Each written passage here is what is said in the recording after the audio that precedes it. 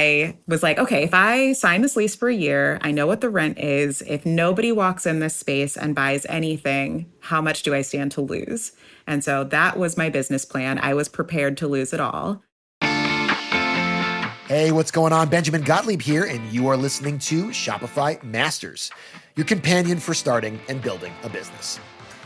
There's an old saying, not sure how old exactly, but it goes something like this. Every successful business starts with an idea. Well, for Jazzy McGilbert, that idea was to create a space, not products. The bookstore and the creative community that came afterward was just icing on the cake. Reparations Club, as it's called, is based in Los Angeles, and that's where Jazzy showcases books from authors of color and other products from Black brands. She started her business with just $20K, and 3 years later, it's a 7-figure business. Jazzy is here today with me, and thank you so much for joining us. Thank you for having me. Super excited to talk to you. I'm excited too. So happy to get into this. We have business owners from all different experiences on this program, and normally they start with a product. Why did you want to start your business with a space? I think, maybe unlike some entrepreneurs, I consider myself like an artist first. I have called myself an artist without a medium. So I'm not a painter. Don't ask me to draw, but I am deeply creative. And so a lot of the things that I do, I think I approach my business like an artist in that I am thinking about color and texture and how people are going to resonate with the work before there is a product. So it's like blank canvas is like a good place for me to start and just project some art onto that.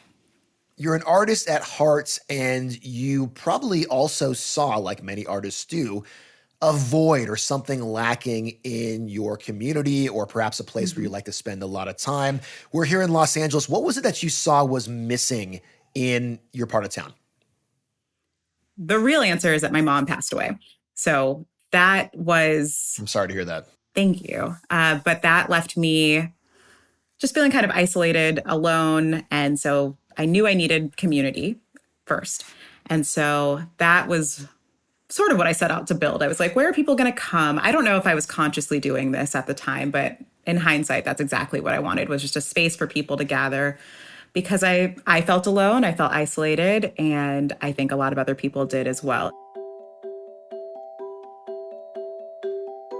Even beyond the loss of my mom, I was just like a creative, bookish, introvert Black girl growing up and always needed spaces to just feel safe.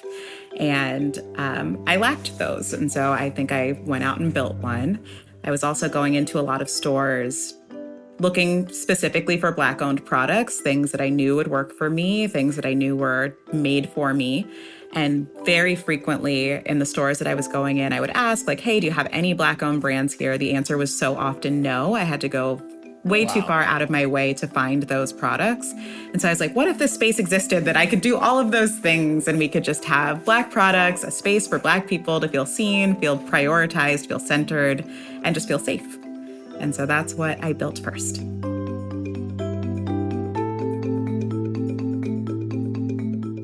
That's what you built first, and you chose to build in a physical location first as well, which in this current age of digital first, that's not always the approach. But again, it's been successful for you. So I'm interested. Can you walk us through what it was like to find that retail space that you now occupy? Yeah.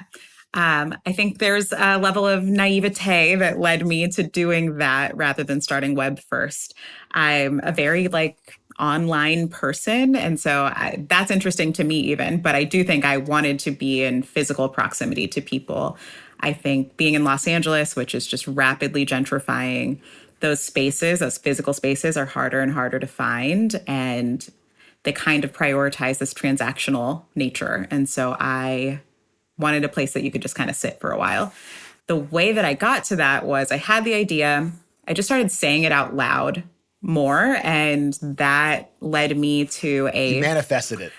That's very LA of you, but yes, I manifested it, yes.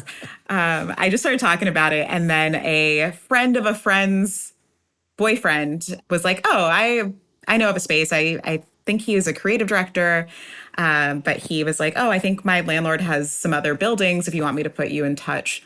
Here's his website. And I saw another space. And a couple days later, I was signing a lease for a year at that point. And it became real.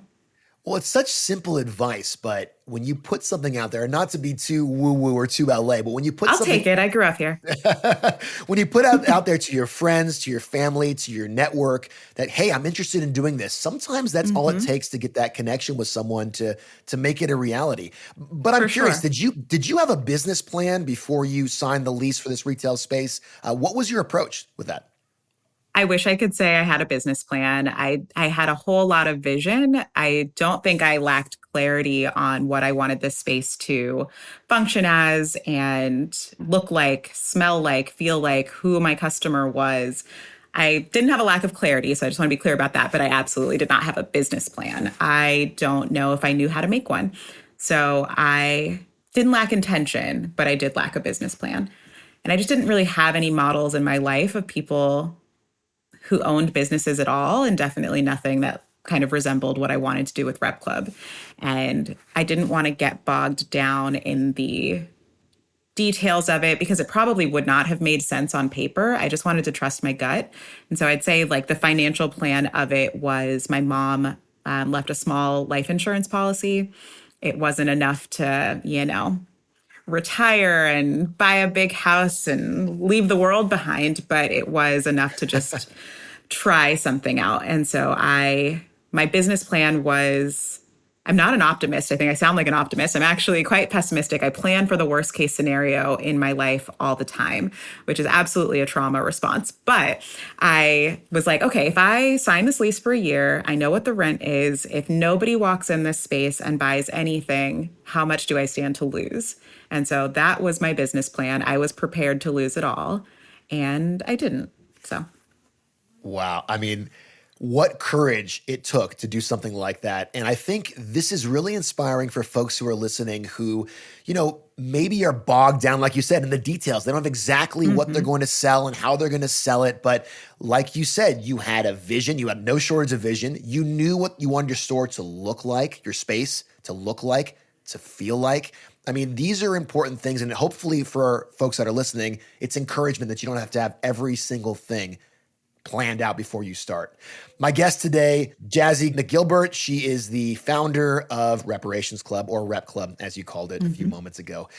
If we can get back to what the store looks like and feels like, describe the space to us if you can for folks who haven't been there.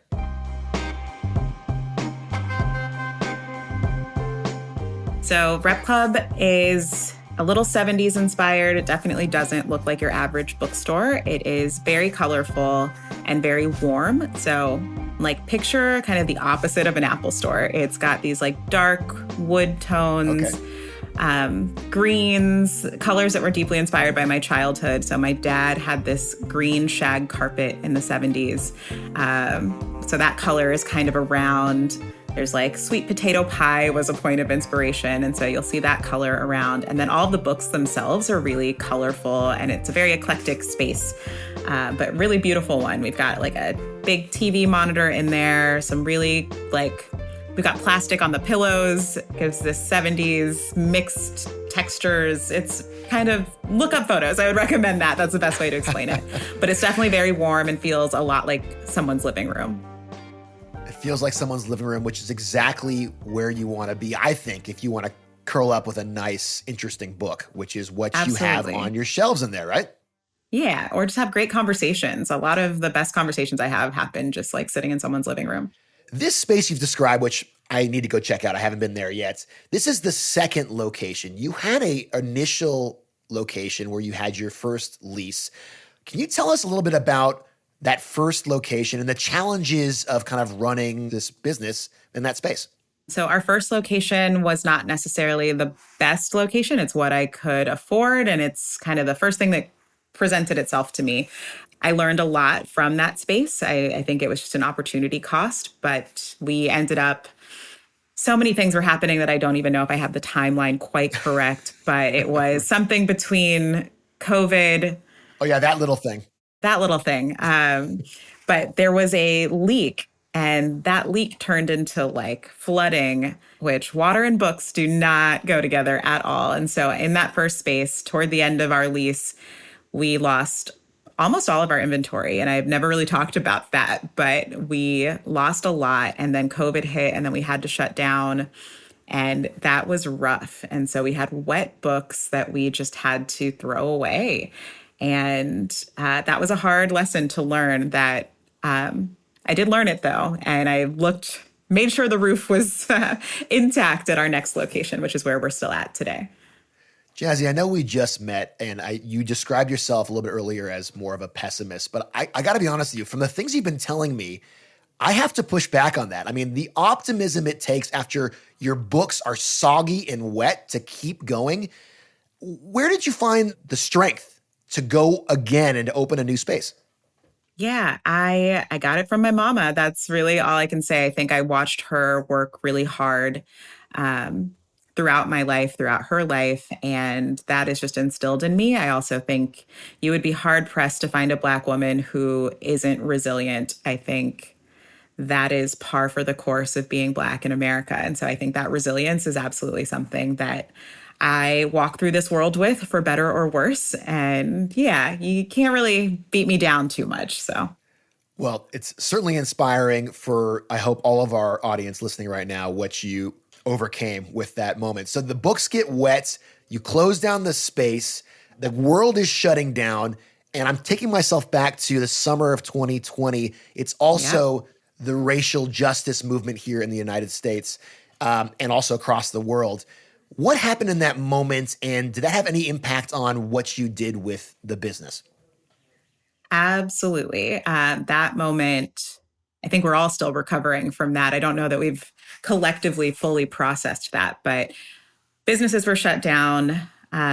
George Floyd was murdered. Breonna Taylor was murdered. All of these things are happening. And I sat right at this intersection of being like indie bookstore when people were really looking for these resources. This was the summer of anti-racist reading, people really seeking out education that they were now realizing they lacked. So we also closed down the space, moved everything that we had into my living room, got new inventory in. The world was pretty shut down at that point, but people were reading for a lot of reasons. So yes, this re-education, but also people were just stuck in the house with not much to do. And so people were turning to books in a way that I think a lot of us hadn't in recent years. And then being an independent bookstore, people supporting Black-owned businesses. So we were really at the intersection of a lot of things and a lot of conversations. And I really think we rose to the occasion and helped get those books out. I joke that for almost a year, I was a pizza delivery person, not even a bookseller. This was when people were like, sanitizing their grocery bags era. So we were like flinging books on doorsteps and driving. We had nothing else to do either. So we were just driving all over the city. That's actually when we turned on our Shopify store. We didn't have a website our whole first year. We always ran on Shopify at the brick and mortar as our POS, but we didn't have our website on. And that was the moment that we were like, okay, we got to turn this thing on. And luckily there were really good looking templates. I sound like a Shopify evangelist right now. And I honestly might be, but you're not paying me to say this, but that was very simple to do and really helped us meet the demand that was unprecedented. Our business has never hit numbers like June of 2020 again. But that moment was something for sure. It sounds like it was something, and I can't wait to talk a little bit more about that. My guest today, Jazzy McGilbert, founder of Reparations Club. Before we get back to the interview, I want to take a moment to talk to you, yes, you listening. Thank you so much for being a part of our community here on Shopify Masters. If you have not already, please click that subscribe button wherever you're listening to our program.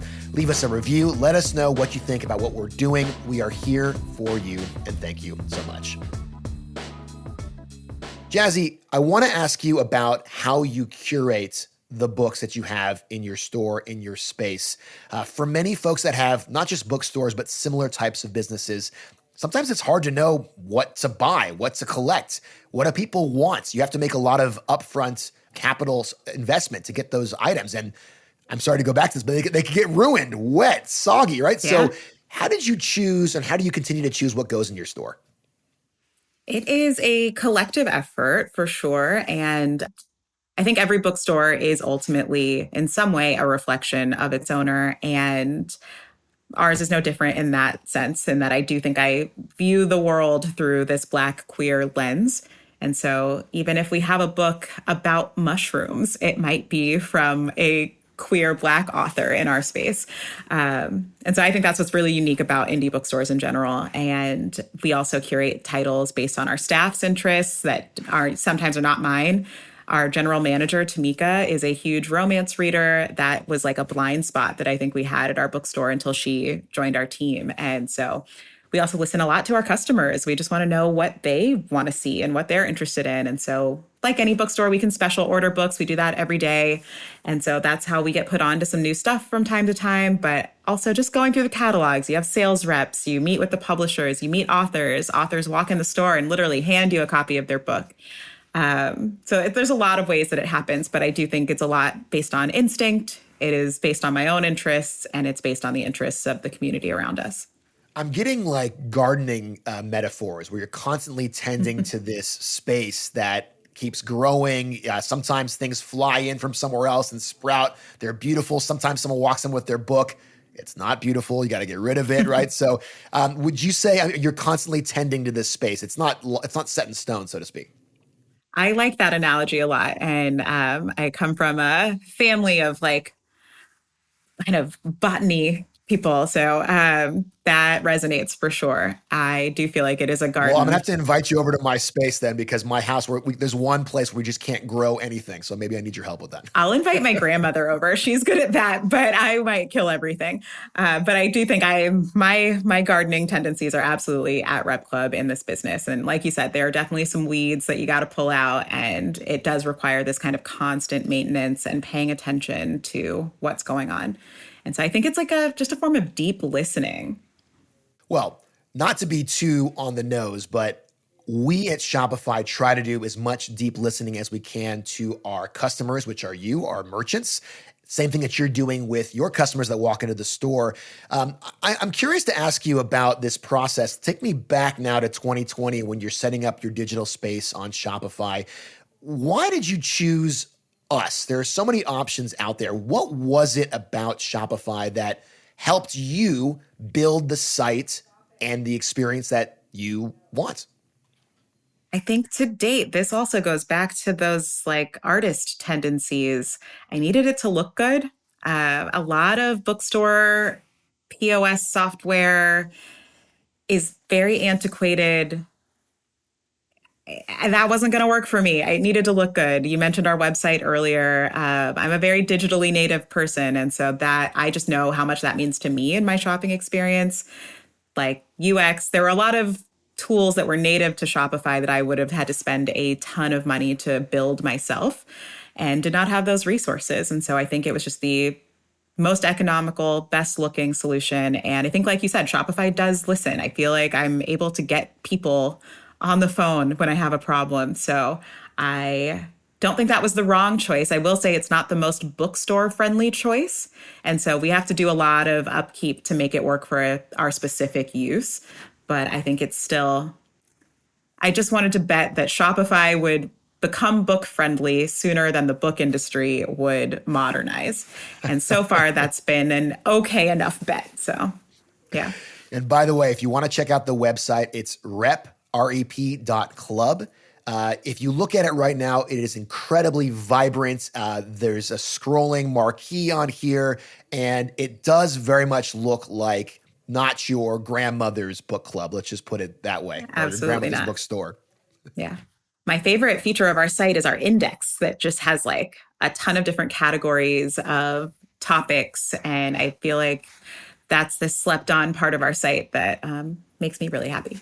Yeah, so clicking on the index, if you do want to check out Jazzy's site, it's we have things by the year, by type, by title. There's all sorts of stuff here. I see I'm scrolling down. Madagascar is a item in the index. I'd love to click on that. Yeah. So yeah, lots of great things and all possible if you do it on Shopify.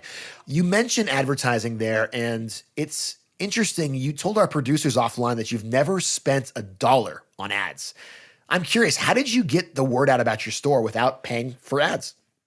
I believe that constraint breeds creativity. And so the constraint was money. We didn't have money to advertise. I would love to, I dream of doing a wheat paste campaign. I like this guerrilla marketing. And I think that's sort of what we've done. I do have experience. So I came from the fashion industry. I managed like social media accounts for large brands prior to Rep Club. And so I do think I have good instincts there and some experience, but we just haven't had to. I think we could scale up the business should we decide to do that at some point. But I do, in these earlier years of the business, I just wanted to focus on people having such a good experience that they told somebody else about it, that they couldn't help themselves. And I think that is also a form of marketing and advertising that is really valuable.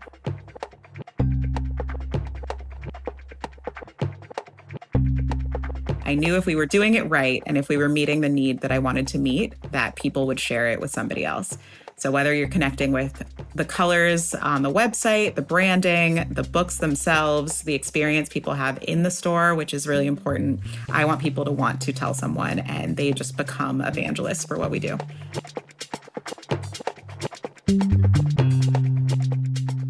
It's reminding me what you just said about an interview we had last year with Neil Hoyne from Google. And it sounds like you're focused more on the quality of customer versus the quantity of customers. Absolutely. Yes. And that is important. Why? If someone is listening, why should they focus on the quality of their customers versus the quantity? I think it depends on your goals. My goals are not deeply financial. I don't want to scale a business I don't love. I want people to feel passionate about these works. Like that's why I'm in it. So I think people really just need to ask themselves what they're doing it for. If your goal is to be everywhere and have that product in everyone's hands, maybe this isn't the best solution for you.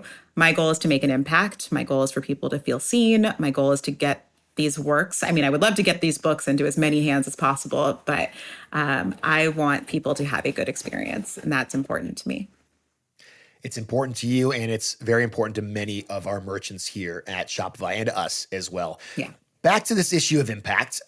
You also have in-person events at your store, at your space. It's a big part of what you're doing too.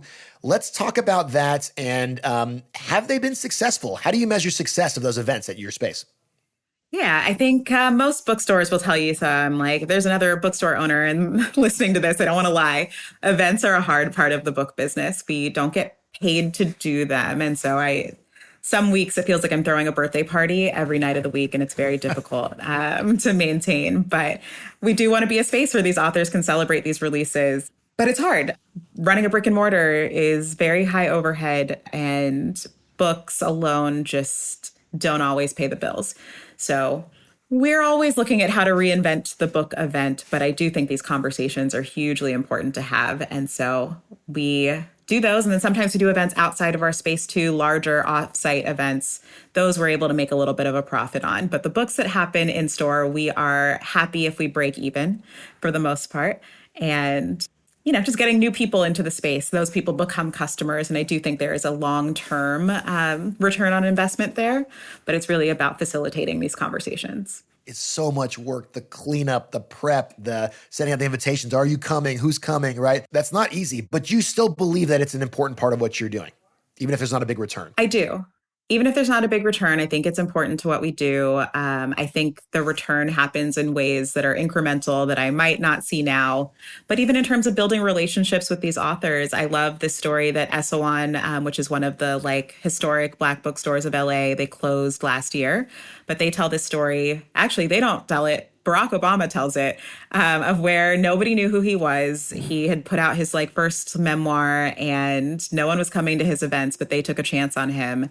When I came out with Dreams from My Father back in 1993 or 4, and I went on a little mini book tour, like a lot of first-time authors, one of the only places that took me was SO1 Books, back when nobody knew who I was and couldn't pronounce my name and didn't sell any books.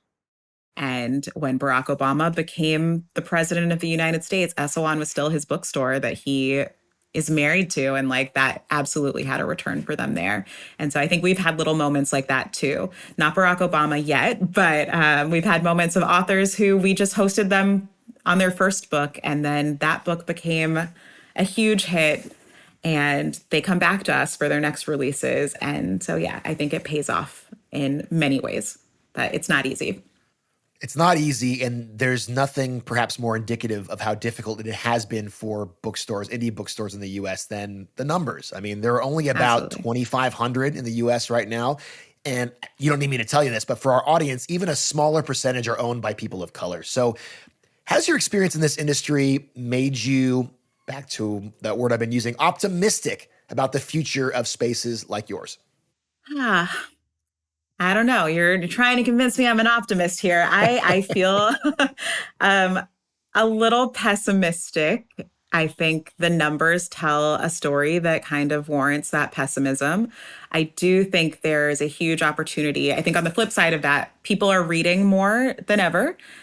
It seems like people are watching less TV, or that TV is often a book to screen adaptation, films as well. I feel like every year at the Oscars, so many of the Best Picture nominees are based on books. And so there is this return to reading that I'm deeply inspired by. That keeps me in it for sure. But I don't know. I don't think I'm focused on being here forever, but I do want to meet people where they're at now. And I'll be here as long as, the industry will have us, as long as the people will have us. I don't know if it's my forever, though. Well, maybe we can agree on realism versus optimism. There you go. We can absolutely agree on that. Yes. Well, Jazzy, thank you so much for coming by the podcast today. Really appreciate having you. Thank you. I appreciate this conversation. That's Jazzy McGilbert, founder of Reparations Club. Shopify Masters is produced by Megan Coyle and Gogo Zoger. Our engineers are Matt Schwartz and Miku Betlam. Shuang Esther Shan is our host, and I'm Benjamin Gottlieb. Come join us next time for another edition of Shopify Masters.